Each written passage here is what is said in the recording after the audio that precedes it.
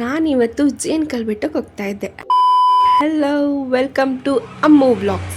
ಇವತ್ತೇನು ಸ್ಪೆಷಲ್ ಅಂದರೆ ಪೌರ್ಣಮಿ ಆಗಿದ್ದರಿಂದ ನಾನು ಹೇಗೂ ಊರಲ್ಲಿದ್ದೆ ಅಂತ ಬೆಟ್ಟಕ್ಕೆ ಹೋಗೋದಾ ಅಂತ ಬಂದ್ವಿ ನಾನು ಮತ್ತು ಅಮ್ಮ. ಬಂದಿದ ತಕ್ಷಣವೇ ನಮಗೆ ಸ್ವಾಮಿಯವ್ರದ್ದು ವ್ರತ ಬರ್ತಾಯಿತ್ತು. ಅಲ್ಲೇ ನಿಂತ್ಕೊಂಡು ಕೈ ಮುಗಿದು ಪಾದದ ಹತ್ರ ಪೂಜೆ ಮಾಡಿಸ್ಕೊಳ್ಳೋಣ ಅಂತ ಹೋದ್ವಿ.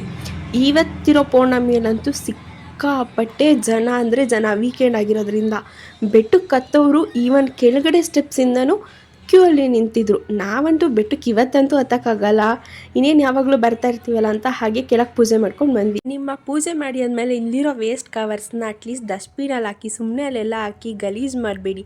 ಟೆಂಪಲ್ ಇರೋ ಥರ ಬಿಡಿ, ಅದು ಬಿಟ್ಟು ಎಲ್ಲ ಅಲ್ಲೆಲ್ಲ ಇಟ್ಟು ಗಲೀಜು ಮಾಡಬೇಡಿ. ಈ ಜನದಲ್ಲಿ ನಾನಂತೂ ಕಳೆದೋಗ್ಬಿಡ್ತೀನಿ ಅಂತ ನಮ್ಮಮ್ಮನ ಕೈ ಹಿಡ್ಕೊಂಡು ಪ್ರಸಾದ ತಿನ್ನೋಕೆ ಹೋಗೋದಾ ಅಂತ ನಾನು ನಮ್ಮಮ್ಮನ ಜೊತೆ ಬಂದೆ. ಇಲ್ಲಿ ಅಂತೂ ಸಿಕ್ಕಾಪಟ್ಟೆ ರಶ್ ಇತ್ತು. ಹಾಗೆ ಕ್ಯೂ ಅಲ್ಲಿ ನಿಂತ್ಕೊಂಡು ಹೋಗಿ ಬೇಗ ಲೈನಲ್ಲಿ ಊಟ ಹಾಕಿಸ್ಕೊಂಡು ಊಟ ಮಾಡ್ಕೊಂಡು ಹಾಗೆ ಹೊಟ್ವಿ ಅಲ್ಲಿಂದ.